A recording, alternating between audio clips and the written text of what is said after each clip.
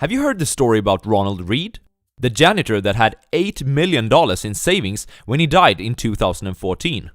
Yeah, you heard that right. Janitor. $8 million. And he didn't win the lottery or inherit the money either. He just saved consistently throughout his life, while letting the wonders of compounding do its thing.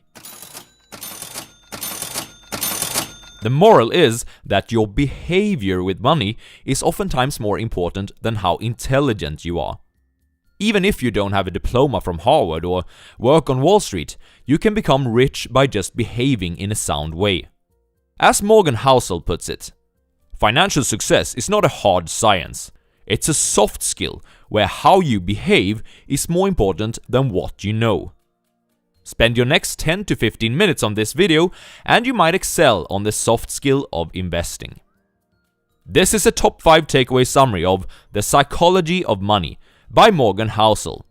And this is the Swedish Investor, bringing you the best tips and tools for reaching financial freedom through stock market investing. Takeaway number 1. Pay the price. Let's say that you want a new, nice watch. You go to the store to check out the offerings. You are really after something that will impress your friends and the lovely lady that you're dating. You now have a choice. Either you pay for the watch, or you steal it and run, because you have done your cardio, right? My guess is that you would choose option number 1, no matter your physical capacity. You would take out your card and swipe that thing. Do the right thing. The point is that you know that having a new watch comes with a price, a fee. And it's the same with investing. It comes with a price too. Throughout the videos on this channel, there are some recurring takeaways for high returns, one of them being a somewhat concentrated portfolio, with Peter Lynch perhaps being the exception. The concentrated portfolio brings with it a characteristic to your performance. It will be volatile. This is the price, the fee, for having high returns in the stock market over the long term. If you don't have the stomach to stay the course when your net worth decreases by, say, 20% during a single week, as 2 of your major holdings report quarterly earnings below what analysts expected, don't aim to maximize your returns, because the higher the returns, the higher this fee typically is. Let's say you already 10 years ago could visualize Netflix's bright future. You invested a large portion of your net worth in the stock. Well, you would be quite a rich person today. However, could you afford paying the price for this journey? Netflix has, during this period, had many major downturns. Would you have sat still in that boat during 2011, for example, when Netflix lost tons of customers and the stock price fell 80% from its peak during the ensuing months? Your portfolio returns would look terrible. What would you tell your spouse and your kids? Could you stomach facing them, knowing that you might have endangered their future? Would you still think that being almost all in Netflix is a good idea? This is, of course, an extreme example, but even if you have something less extreme than an all-in Netflix approach to investing, you'll have to pay the price of volatility nonetheless. Let's say that you bought an S&P 500 index fund in 1980. You'd still have to face about 13 years combined when your investment portfolio was down 20% from its high, and about 8 months when it was down 50%. That's tough. Stock market investing is a great thing that enables wealth creation like few other options. But don't try to fool yourself. It doesn't come for free. All investors will experience volatility, and you have to look at this as the price you pay for a brighter future. Takeaway number 2. Never enough. It's a very interesting phenomenon that you can hand somebody a $2 million bonus and they're fine until they find out that the person next to them got $2.1 million, and then they're sick for the next year. Capitalism is great at doing 2 things: generating wealth and generating envy. The urge to surpass your neighbors, peers, and friends can help energize your hard work and strive to really make it. And, of course, being motivated into becoming more productive and doing meaningful work is a good thing. But social comparison can also cause us to feel like we're never enough. Let's look at some statistics. To belong to the top 1% highest income earners in the US, you'd have to earn somewhere around $500,000 a year. That's what a highly specialized doctor, let's call him Bill, earns. And by almost any standard, Bill would be considered rich. He can afford to drive nice cars, go on long vacations to exotic countries, perhaps hire someone to do work which he thinks is tedious, etc. Bill has been feeling good about himself and what he has achieved financially in his life.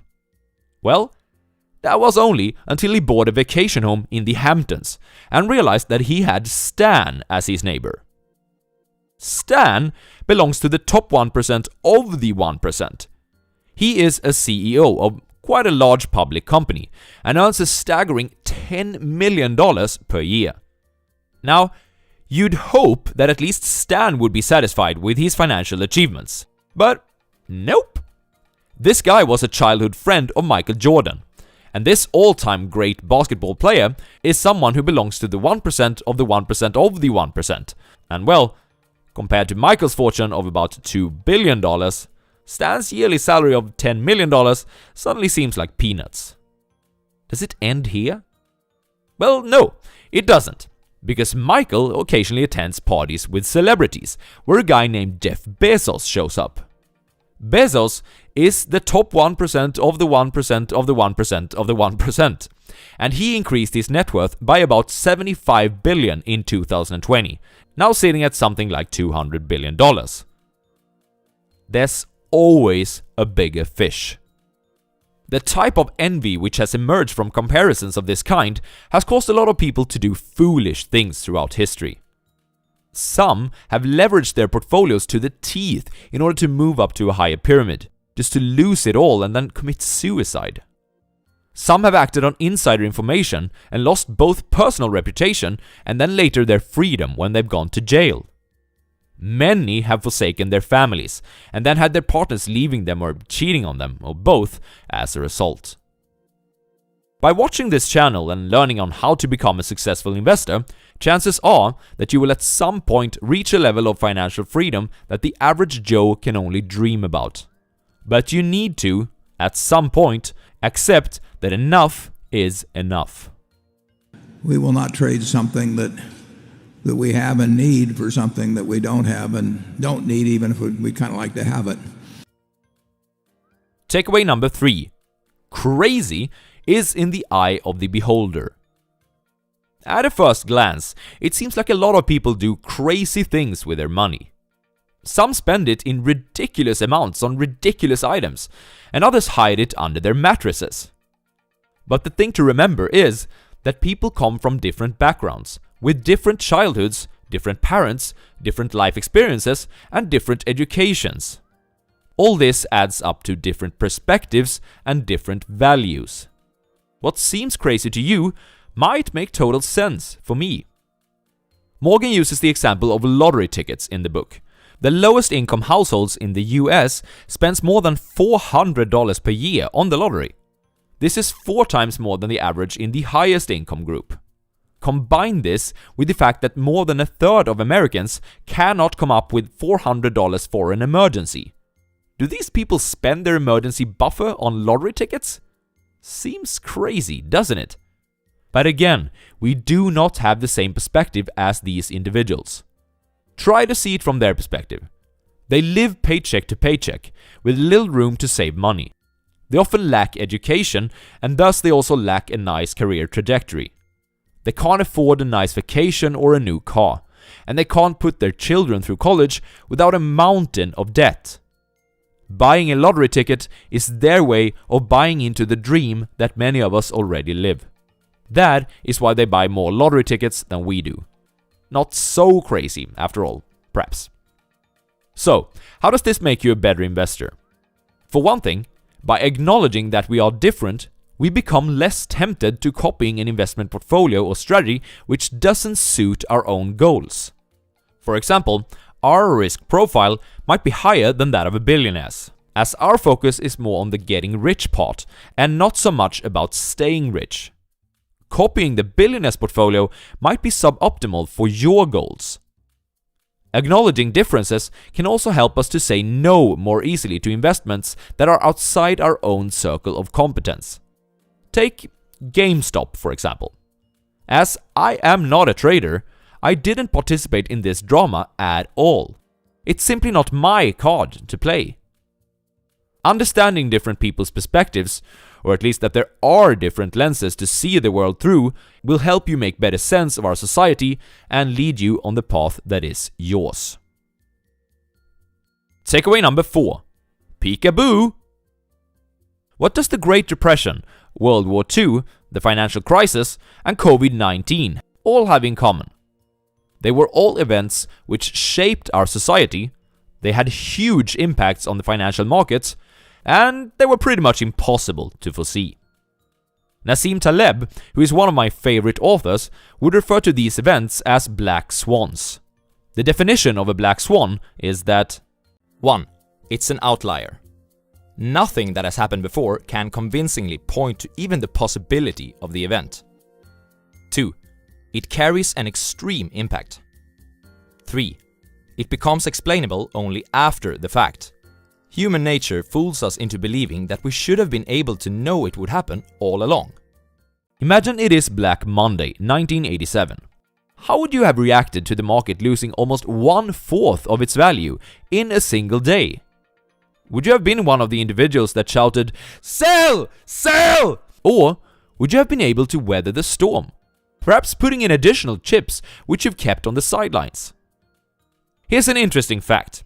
If you invested in the S&P 500 index 20 years ago, but you missed out on the 4 best performing stock market days, you'd have a 164% return instead of 291%. That's quite a big difference. The moral of this takeaway is that it's more useful to prepare yourself, both mentally and financially, for a disaster which you cannot foresee than hoping that you're able to react before everyone else. Stop listening to macro projections. The things that will cause big fear among the investment community in the future are the things that are unlikely to be foreseen anyways. Takeaway number 5. The seduction of pessimism. If I were to give you a bunch of reasons to why the market will crash later this year, mentioning the gigantic US governmental debt, that stimulus checks may lead to the return of inflation, and perhaps something about a new strain of COVID-19, you would most likely be intrigued, and perhaps end up with quite a negative view of where in the market cycle that we are at the moment. Were I instead to give you examples of why things probably will continue to get better, by showing how life expectancy is rising, how sustainable energy is getting cheaper, or how computing power is exploding, you would most likely shrug your shoulders and not think twice about it. We all know that the pessimistic person sounds so very intelligent, and the optimist sounds naive in comparison. Why is that? Daniel Kahneman, the author of Thinking Fast and Slow, says that asymmetry towards loss and listening to pessimists is an evolutionary trait. When directly compared or weighted against each other, losses loom larger than gains. Organisms that treated threats as more urgent than opportunities have a better chance to survive and reproduce. We tend to listen to pessimists more carefully, not only for evolutionary reasons, but also because progress happens much slower than setbacks do. Progress rarely happens overnight, but setbacks often do. Because tragedies and setbacks happen during much shorter time periods, it's much easier to create an intriguing and persuading story around it, and thus it receives more attention. To create an optimistic story about the future, we must look at longer time horizons. This often becomes more vague and less dramatic. Knowing that you will perhaps be more fascinated by a pessimist and less so by an optimist can perhaps help you becoming less asymmetric towards this in the future. The world is better than you think, as Sweden's Hans Rosling would have said. So, you are not going to get rich in the stock market without paying the price of volatility. Envy is the worst of the 7 deadly sins. Never risk what you have and need for what you don't have and don't need. Different perspectives cause different courses of action to become reasonable or rational. Instead of trying to foresee disasters, prepare yourself mentally and financially so that you can survive them. And be careful when taking investment advice. Understand that pessimism appeals more to your survival instincts than optimism does. That was it for today, but that was not it from Morgan Housel. Check out his book, it's a real gem. Here's a suggestion on what you can watch next if you want to understand more about human psychology and its relation to money. Cheers!